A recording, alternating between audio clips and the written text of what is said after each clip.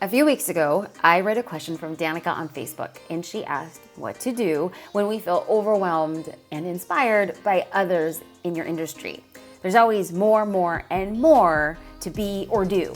How do we focus on where we are in our journey while also feeling successful and like we're good enough?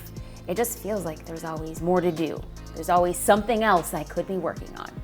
So I need to take a step back and say, I read this comment on the inside of the private Social Curator Facebook group.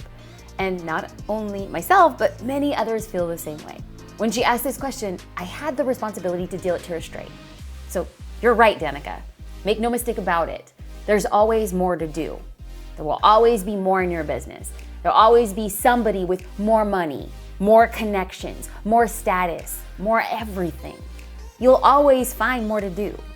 But instead of looking at more like a bad thing, let's have a mindset shift.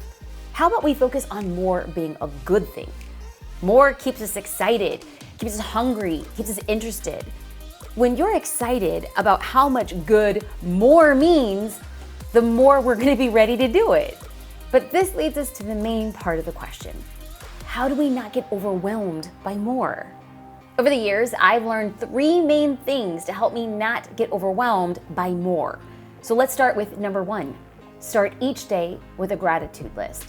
Now, people hear that, and there are dads that have 2 jobs. There are single moms. There are college students, and they're like, Jasmine, I don't have time for anything in my life. How am I gonna have time for the luxury of a gratitude list? And my response is always, you have time when you make time. Now, I'm not saying you're gonna spend 30 minutes every day. I spend about 5 minutes each day listing 5 things I'm really grateful for. They could be big things like my house or my fridge filled with food. And they can also be small things like I love my electric toothbrush. I love my pillow. I love being able to pick up the phone and call my mom or call my dad. I'm grateful for those things. And it's also super calibrating. So now let's get into the second way that we can not get overwhelmed by more. And that is that every 3 months, make a list of all that you have accomplished.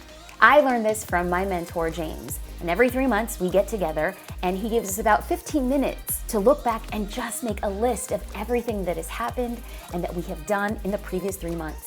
Now, it isn't until I actually take that time to write it out and I have a conversation with JD and my business partner and we talk like, oh, wow, can you believe what we accomplished in 90 days?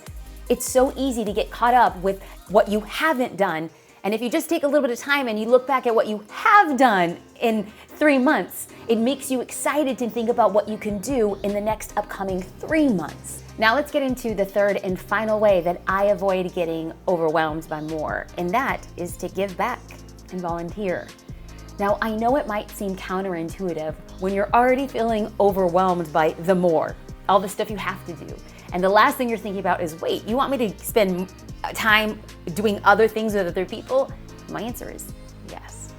When you have the opportunity to work with people who might not have as much money, might not have as much health, might not have as much family support, all of a sudden you take what you have and you realize that you are very fortunate, that you are probably in the top 5% of the entire world. That is super grounding. That is the thing that will set you apart and say, you know what? I might not be where I want to be, and I might not have what I want to have, but darn it, I've come a long way. The thing that I've learned is that when we focus on what we have, it turns into more than enough. Today, I hope you realize that the little you think you have is something that someone else is wishing they had. So focus on getting excited about doing more, but avoid getting overwhelmed by expressing gratitude for how far you've come and how far you have yet to go. In the comments below, let me know what you are excited to do more of. I cannot wait to hear from you and connect about what we're working on.